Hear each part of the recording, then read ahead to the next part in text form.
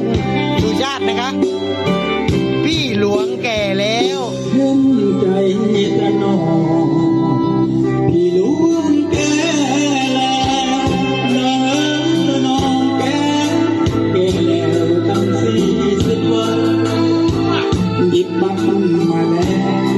เบอร์เดี๋ยวเบอร์ตั้ง60 วันแก่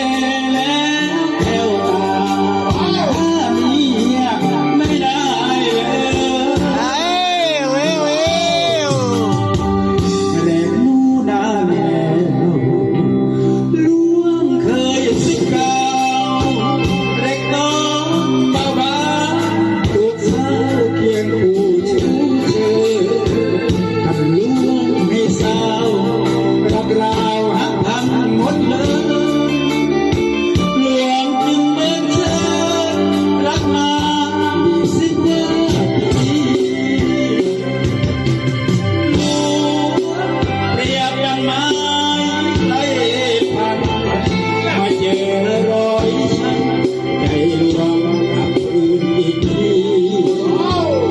ช่วยเดียวยา